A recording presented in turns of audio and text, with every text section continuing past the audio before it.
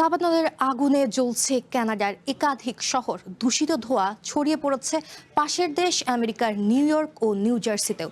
জারি করা হয়েছে স্বাস্থ্য সতর্কতা। দূষিত ধোঁয়া ছড়ানোর অভিযোগে কানাডার ওপর নতুন শুল্ক আরোপের হুমকি দিয়েছেন প্রেসিডেন্ট ডোনাল্ড ট্রাম্প।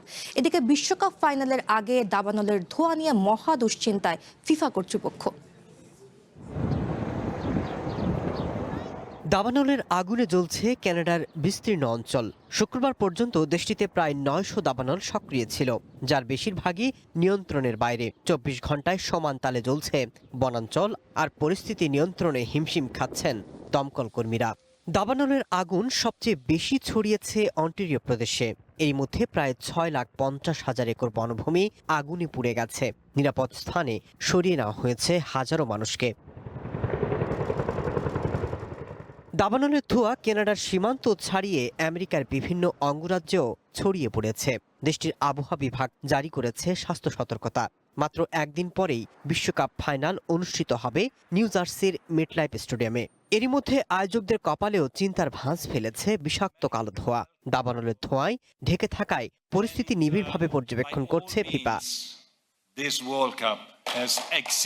দূষিত ধোঁয়া আমেরিকাতেও ছড়িয়ে পড়ার ঘটনায় কানাডার সরকারকে দায়ী করেছেন ডোনাল্ড ট্রাম্প। তিনি বলেছেন, এ দূষণ মোকাবেলায় তাদের যে বিপুল পরিমাণে অর্থ খরচ হচ্ছে তা কানাডার পণ্যের উপর বিদ্যমান শুল্কের সাথে যুক্ত করা হবে।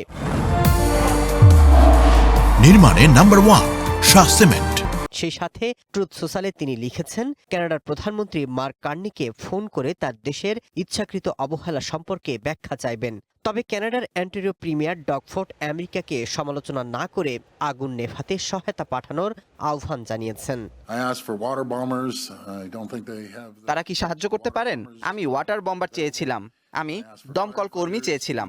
ট্রাম্পের কর্মকর্তাদের সাথে একবার কথা হয়েছে। তারা যা কিছু পাঠাতে পারেন পাঠান। জলবায়ু বিশেষজ্ঞরাও ট্রাম্পের অভিযোগের সাথে একমত নন।